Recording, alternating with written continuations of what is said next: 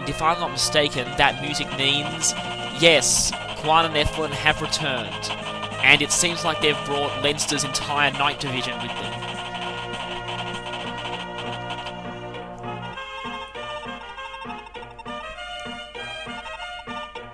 Well, that certainly seems like good news.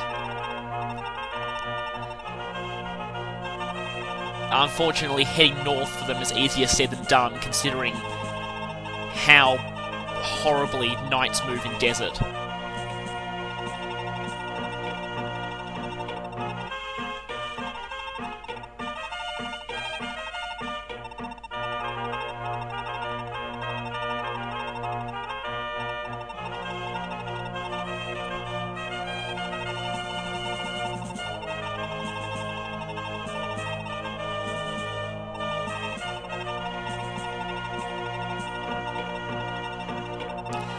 Now, the events that are about to happen here are, in a way, kind of a setup for Fire Emblem 5.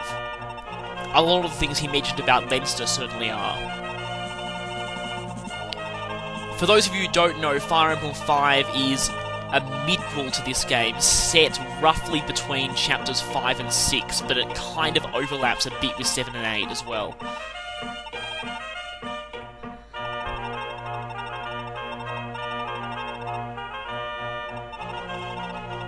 Yeah, so by this time, Quan and Ethlyn have a 3-year-old daughter, Altena, and a son, Leaf, whose age is not disclosed at this point, but he's supposed to be the same age as Celise.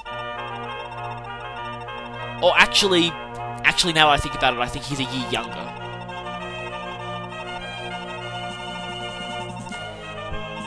And yes, Finn is still back in Leinster, so he won't be returning in this chapter.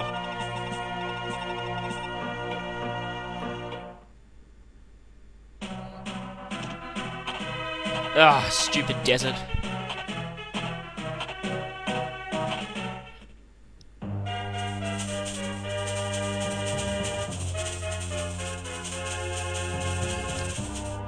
That's certainly not good.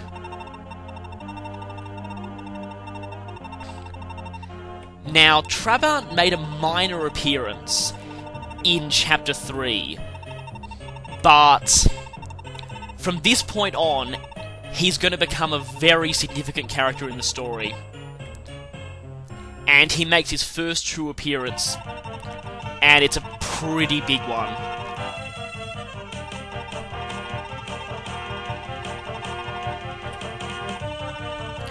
That's certainly right.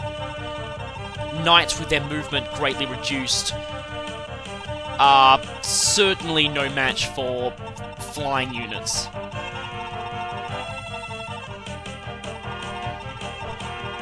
Yeah, unfortunately, he didn't expect the surprise attack to happen on them.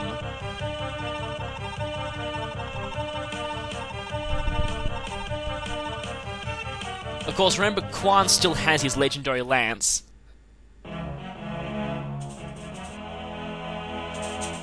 Now, of course, the Thracians are actually neutral here, so I think from the outcomes of a lot of NPC battles, you could probably guess what's going to happen here.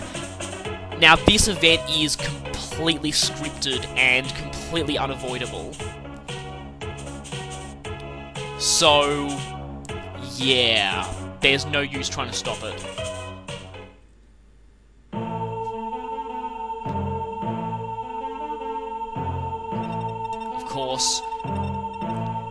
Meanwhile, the people you're actually fighting at this point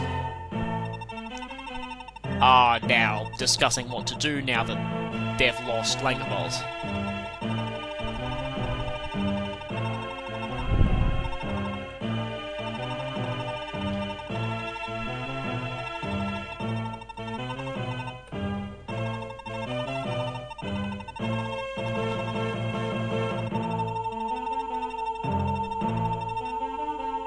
Oh, right, the Thracians are actually with them.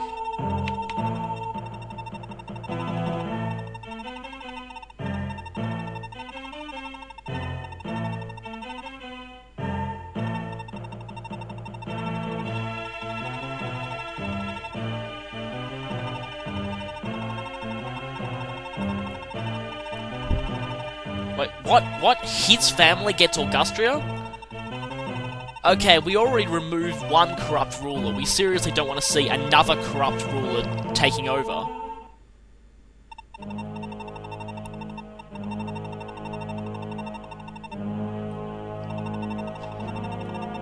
Smoothly?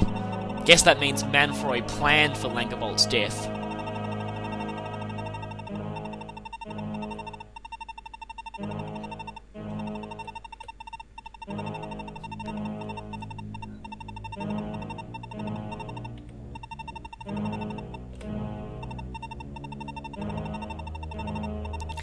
Yes, as was implied in Chapter 2, the Lop sect is still persecuted, so it'd be pretty bad if they openly revealed themselves at this point.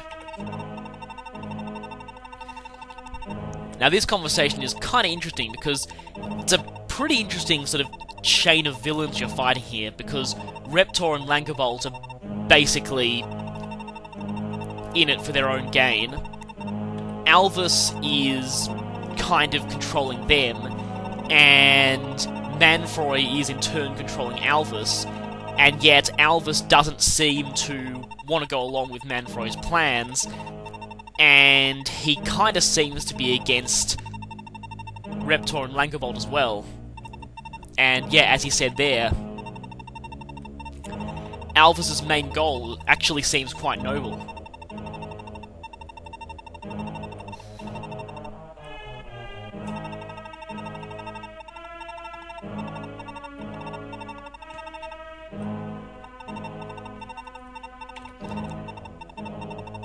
Yes, of course, because Manfory brainwashed Deirdre, and Alvis still hasn't realised who she really is.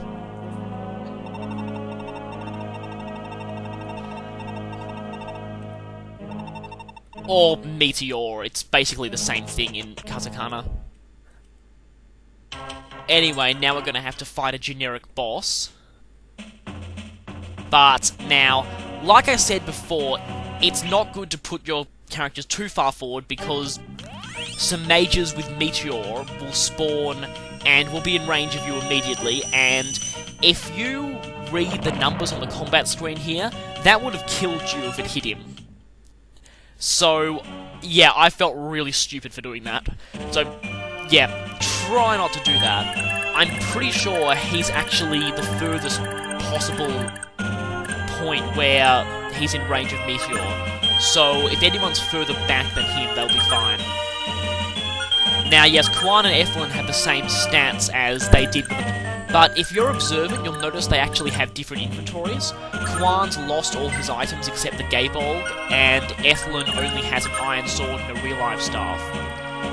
Right, now here, you'll notice that the Thracians, not only do they have a huge movement advantage, they all have Night Killers. And, of course, they have Trabant, who has the legendary Lance of Dane, which gives some pretty major stat boosts. Oh, and actually, Dew wasn't nearly in the maximum range of it. Now, a good strategy here is to make sure that Fury is as far forward as possible after you capture Lubeck, so she can fly in and kill these Meteor Mages. This is, unfortunately, they'll automatically equip Elfar and counter you, but still. This is really, really useful, because if you try and cross the desert with these guys still here, yeah, you're gonna get really, really frustrated. Because they will be bombarding you with meteors the whole time. Yeah. Enemies with long-range spells, easily some of the most annoying enemies in the Fire Emblem series. Of course, here's one of the optional conversations, Sigurd with Ira.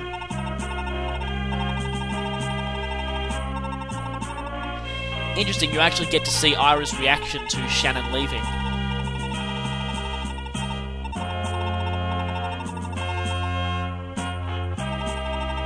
I don't think this piece of music is played earlier in the game either. This is another one of these really good dramatic themes that you really only hear here.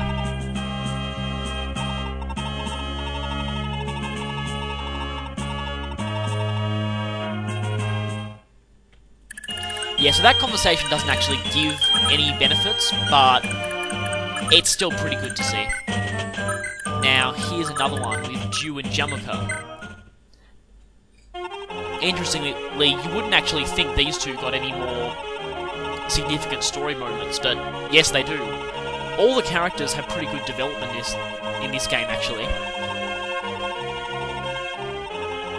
And of course, here's the recurring theme of everyone saying that Ju is too young to be on the battlefield and is useless.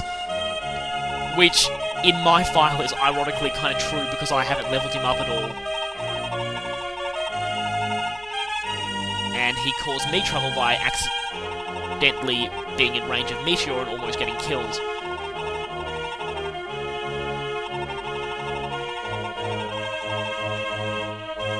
Foreshadowing there. A lot of foreshadowing. In this game in general, actually, but quite a bit in this chapter. And here's another one.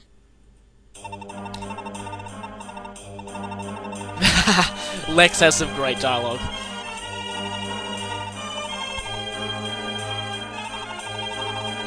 Of course, and you know, you get to see his reactions here because even though he was a major villain, I mean, you did just kill Lex's dad, so I mean, he's certainly taking it pretty well. And of course, yeah, Lex and Azel are in an interesting situation because Lex's father and Azel's half-brother are basically on the opposite side to you. So, yeah. In fact, that situation gets even more interesting if you pair Lex with Tiltu. It's a somewhat gimmicky pairing gameplay-wise, but story-wise it's actually kind of interesting because they're the children of Reptor and Lankabolt.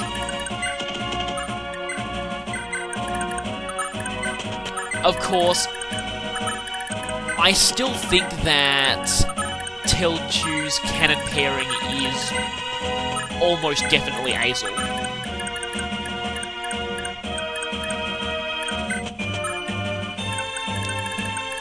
And by the way, that thing I just mentioned about Lex and Tiltu, later on in this chapter, everyone gets a conversation with whoever they're paired with. Well, only specific pairs do, the ones that are hinted by the story. And generally speaking, most of the best pairings are ones that are implied by the story, so generally most of the pairings that most players make will get a conversation. They don't give anything, but they do reveal a lot about character backstories. Especially, well, I'll let you see for yourself.